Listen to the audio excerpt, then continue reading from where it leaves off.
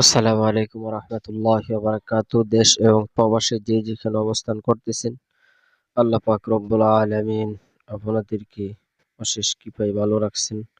আশা করি আমি আজকে আমার ভিডিও আরম্ভ করতেছি। এখন যে গাছটি নিয়ে আলোচনা করব তাকে বলা হয় ডালিম গাছ। ডালিম গাছের অনেক ভেষজ গুণাগুণ রয়েছে,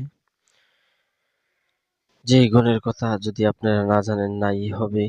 তো আমার চ্যানেলে যদি নতুন হয়ে থাকেন, চ্যানেলটি সাবস্ক্রাইব করে পাশে থাকবেন। অন্যান্য ভিডিও পেতে সহায়ক হবে। চ্যানেলটি সাবস্ক্রাইব করবেন সকলেই।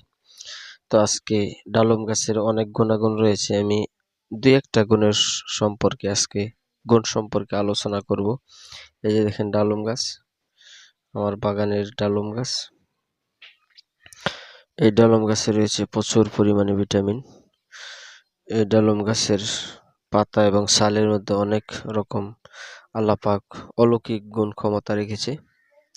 তো ডালম গাছ এমন একটি উদ্ভিদ গাছ, যে গাছের নিয়ে 10 থেকে 20টা ভেষজ গুণাগুণ রয়েছে। আমি আজকে একটি বা দুইটি গুণাগুণ সম্পর্কে আপনাদের কাছে আলোচনা করব। তো ডালম গাছ আপনারা কেন সেবন করবেন এবং কেন ব্যবহার করবেন, ডালম গাছ ব্যবহার করলে আপনাদের পরে কি ক্ষতি হবে, আর ডালম গাছ ব্যবহার না করলে আপনাদের কি ক্ষতি হবে, ডালম গাছ ব্যবহার করলে আপনাদের কি লাভ হবে, লাভ এবং ক্ষতির দিক নিয়ে আজকে আমি আলোচনা করব। তো আলোচনাটা গুরুত্ব সহকারে মন দিয়ে শুনবেন। যে আলোচনাটা করতেছি, এই যে ডালম গাছ, আপনারা আমাদের এলাকায় পর্যাপ্ত পরিমাণে এই গাছ জন্মায়। তো এটার মধ্যে খুব সুন্দর রসালো ডালম ধরে। এটি আপনারা টপেও করতে পারেন এবং আপনারা ছাদ বাগানেও করতে পারেন, বাড়ির আঙ্গিনায় আশেপাশেও লাগাইতে পারেন। যে ডালম গাছগুলা, এই যে দেখেন, এই যে ডালম গাছ, কত সুন্দর একটি গাছ। এই যে ডালম গাছ, সুন্দর একটি গাছ। এই গাছ আপনারা সকলে চিনে রাখার দরকার।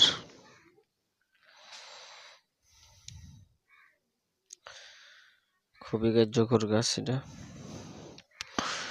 ডালম গাছ।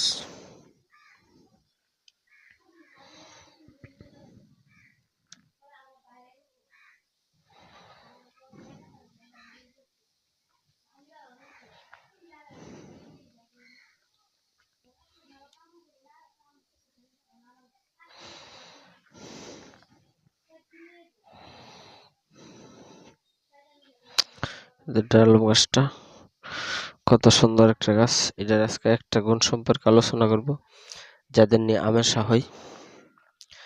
ভিডিওর লাস্টে, ভিডিওটা না টেনে সকলে দেখতে থাকুন, ভিডিওর লাস্টে আলোচনা করা হবে নিয়ম কারণগুলা। আর আমার চ্যানেলে নতুন হয়ে থাকলে আপনার চ্যানেলটি সাবস্ক্রাইব করে বেল বাটন অন করে দিবেন, পরবর্তীতে নোটিফিকেশন পাওয়ার জন্য আপনার সহায়ক হবে। এই ডালম গাছের ছাল এবং পাতা অনেকটাই উপকারী। তো আমি আজকে যে উপকারটা সম্পর্কে আলোচনা করবো, এটা হলো আপনার আমাশা। যাদের পুরাতন আমাশা আছে, আমাশা অনেক ডাক্তার ওষুধ খেয়েছেন, আমাশা কোনো নিয়ন্ত্রণ হয় না।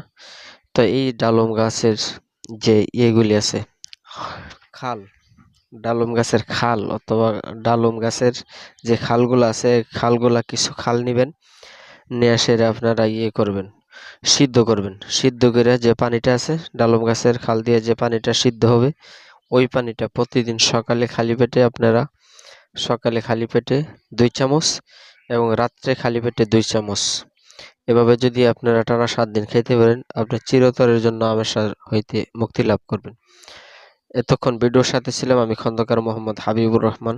আপনাদের কাছে বিদায় নিচ্ছি। দেখতে থাকুন, দেখতে দেখতে ভালো লাগা ভালোবাসা হয়ে যাবে ইনশাআল্লাহ। আমার চ্যানেলটি সাবস্ক্রাইব করার অনুরোধ রেখে আমি আজকের মতো এখানেই বিদায় নিচ্ছি।